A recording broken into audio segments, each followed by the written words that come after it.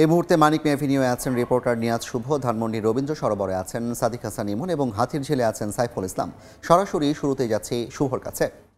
শুভ, বাংলার নববর্ষ উৎসবে আনন্দে প্রতি বছর এই দিনটিকে বরণ করে নেন বাঙালিরা।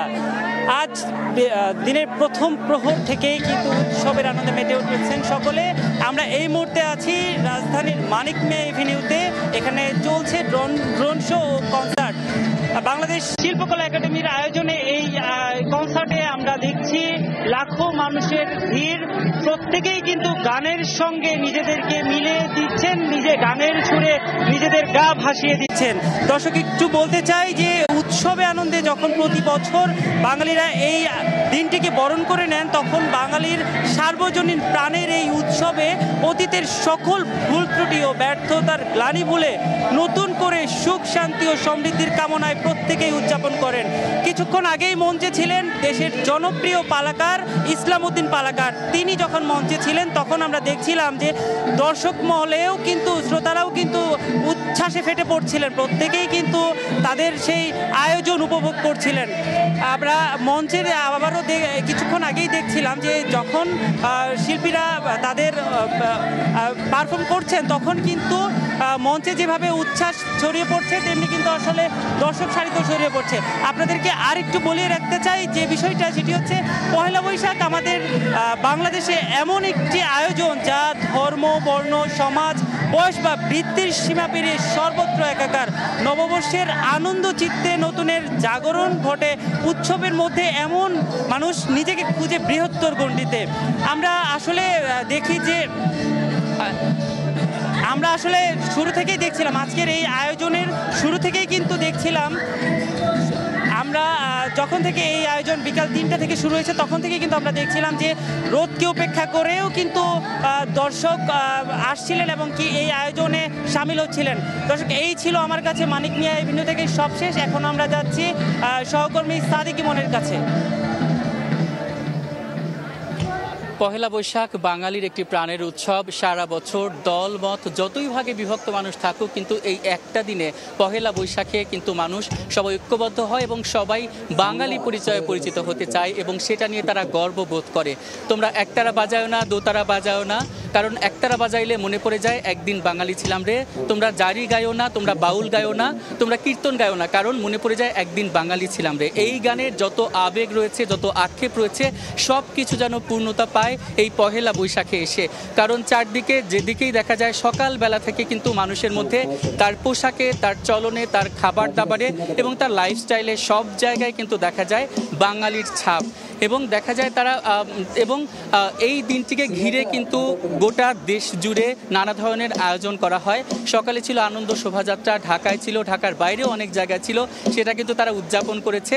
তারপরেই কিন্তু বিকেলে বৈশাখী মেলা, সেই বৈশাখী মেলা কিন্তু দেশের বিভিন্ন প্রান্তে উদযাপন করা হচ্ছে। তারই ধারাবাহিকতায় রাজধানীর অন্যতম একটি প্রাণকেন্দ্র রবীন্দ্র সরোবর, একটি সাংস্কৃতিক অঙ্গন, সেখানেও কিন্তু আজকে পহেলা বৈশাখের মেলার আয়োজন করা হয়েছে। এই মেলার প্রত্যেকটি প্রাঙ্গণে যেন বাঙালির ঐতিহ্য তুলে ধরা হয়েছে। যেমন এখানে রয়েছে নাগরদোলা বড়দের জন্য, তার সাথে সাথে শিশুদের জন্যও কিন্তু নাগরদোলার ব্যবস্থা করা রয়েছে। সেখানে বিভিন্ন ধরনের স্টল রয়েছে অনেকগুলো, যেই স্টলে কিন্তু পসরা সাজানো হয়েছে বাঙালির ঐতিহ্যবাহী নানা রকম খাবারের। সেখানে কিন্তু রয়েছে বিভিন্ন জেলার বালিশ মিষ্টি, কালোজাম, টাঙ্গাইলের রসগোল্লা এবং সেখান থেকে কিন্তু ছাঁচের যে মিষ্টি সেটাও কিন্তু রয়েছে। তাছাড়া কিন্তু এখানে মুড়ি মুরগির নানা ধরনের আয়োজন করা হয়েছে। অন্যদিকে ফুচকার স্টলগুলোও কিন্তু এখানে রয়েছে। তাছাড়া এখানে কিন্তু সময় গড়নের সাথে সাথে মানুষের ভিড় জমছে এবং জমাট হয়ে উঠছে। রাজধানীর রবীন্দ্র সরোবরে কিন্তু 5 দিনব্যাপী মেলার আয়োজন করা হয়েছে এবং এই মেলার আজকে কিন্তু প্রথম দিন এবং প্রথম দিনে কিন্তু সন্ধ্যার দিকে কনসার্টেরও আয়োজন করা হয়েছে। যে কনসার্টের এখনও প্রস্তুতি চলছে, নানান রকমের বাদ্যযন্ত্র তারা ঠিকঠাক করে নিচ্ছেন, আসলে প্রস্তুত করে নিচ্ছেন কনসার্টের জন্য। সেখানে আজকে গান গাওয়ার কথা রয়েছে জাতীয় চলচ্চিত্র পুরস্কারপ্রাপ্ত কণ্ঠশিল্পী ঐশীর সেখানে রয়েছে, হৃদয় খানের আসার কথা রয়েছে এবং ওয়ারফেজের মিজানের কথা রয়েছে। আসলে এই পহেলা বৈশাখকে কেন্দ্র করে মানুষের কিন্তু উৎসাহের কোনো শেষ নেই এবং বাঙালির যে বাঙালিপনা হয়ে ওঠার যে ইচ্ছা সেটা কিন্তু এখানে জেগে ওঠে। এবং এখানের অনেক মানুষের সাথে আমরা কথা বলেছি, সবাই বলেছেন যে বাঙালির সাথে আরেকটু সম্পর্কিত করার জন্য এই ধরনের আয়োজন বারবার মাঝে মাঝে হওয়া উচিত। আর নববর্ষ উদযাপনের আরও খবর জানাতে হাতিরঝিল থেকে যুক্ত হচ্ছেন সহকর্মী সাইফুল ইসলাম। বাঙালি নববর্ষের দিনটি এত সুন্দরভাবে উদযাপন করবে, রাজধানীর বেশ কয়েকটি স্থান বা স্পট ঘুরে কিন্তু আমরা দেখতে পেয়েছি যে নানান রকম আয়োজন, বর্ণালী উৎসব। শুধুমাত্র যে এক দুজন তা না, পুরো পরিবার নিয়েই কিন্তু এক একটি মানুষ বের হয়েছে তাদের পুরো পরিবারের সাথে এই যে আজকের দিনটি, নববর্ষের দিনটি উদযাপন করছেন। তবে আমরা এখন যে স্থানটিতে আছি, যেটি হচ্ছে পুলিশ প্লাজার ঠিক পাশের স্পটটি, যেটা বলা যে পুলিশ প্লাজার জেটিঘাটের সাথেই।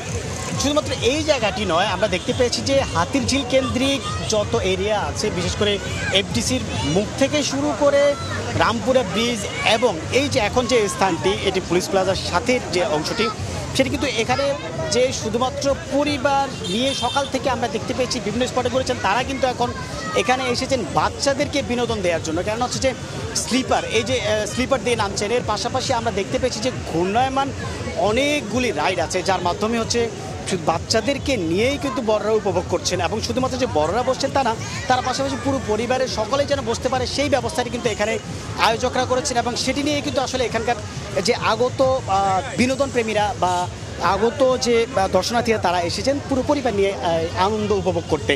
এই যে অংশটি দেখতে পাচ্ছি, এই জায়গা 12 থেকে 13টি রাইড আছে, যার মাধ্যমে হচ্ছে ছোট বড় সকলেই মিলে কিন্তু উপভোগ করতে পারছেন। তবে এখন যে জনসমাগম আমরা দেখতে পেয়েছি, তার হয়তো বেলা গড়ালে আরও কিছুক্ষণ পরে কিন্তু সেই সমাগমটা আরও বাড়তে পারে।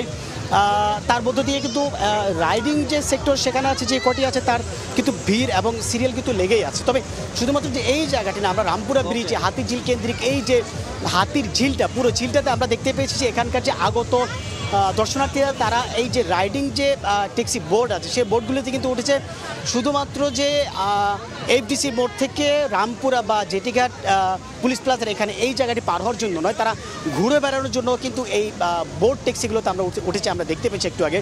তবে এখানকার আগত দর্শনার্থীরা বলছে যে এই যে সরকারের অনেক বড় একটি পরিবর্তন হয়েছে, পরিবর্তন হওয়ার পরে এই যে সুন্দর একটি দিন বা সুন্দর একটি বছর আসলো, যেটি কিন্তু গত বছরে কিন্তু রমজানের মধ্যে ছিল, যেটি সবচেয়ে বড় বিষয় আমার কাছে মনে হয়েছে এখানে, যে গত বছর রমজানের কারণে কিন্তু অনেকেই যেটি এই যে নববর্ষের দিনটি পালন করতে পারেনি, তারা কিন্তু এখানে এসেছেন এবং তারা তাদের পরিবার নিয়ে কিন্তু এই আয়োজনে মেতেছেন। শুধুমাত্র বড়রা নয়, বাচ্চাদের জন্য এই যে সুযোগ সুবিধাগুলি, এটি সরকারের ছুটির দিন হওয়াতে কিন্তু তাদের যে সুযোগ সুবিধা সেটি কিন্তু আরও বেড়েছে। তবে এই ক্ষেত্রে বলা যায় যে এখানকার আগত দর্শনার্থীরা বরাবরের মতোই কিন্তু আনন্দিত, কেননা হাতিরঝিলের পাশে এত বড় একটি আয়োজন বিনোদন প্রেমীদের মনে অনেক বড় একটি সাড়া ফেলেছে। তবে এর পাশাপাশি আমি আরেকটি কথা বলি, যেটি হচ্ছে এই জায়গাটিকে কেন্দ্র করে এখন কিন্তু একটা বিজনেস হাব লাইক হচ্ছে ইকোনমিক জোনের মতো একটা জোন তৈরি হয়েছে, যেখানে হচ্ছে নানান রকম রাইডিং সিস্টেম কুপন করা হয়েছে। প্রত্যেকটি রাইডিং সিস্টেমের দাম হচ্ছে 50 টাকা করে। তবে এর মধ্য দিয়েই কিন্তু এই যে সকলের যে বিনোদন প্রেমী মানুষ যারা আছেন, তাদের মনে সারা জাগানোর মতোই কিন্তু আনন্দের একটি স্থান হিসেবে এই জায়গাটি পরিণত হয়েছে।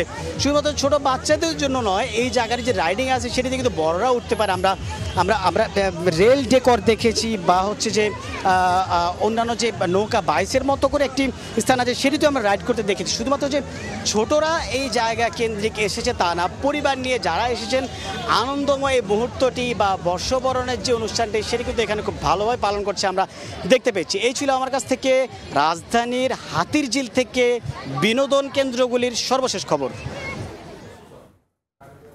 বর্ষবরণ উৎসবের খবর জানাতে রাজধানীর হাতিরঝিল, ধানমন্ডি রবীন্দ্র সরোবর এবং মানিক মিয়া এভিনিউ থেকে যুক্ত ছিলেন আমাদের সহকর্মীরা।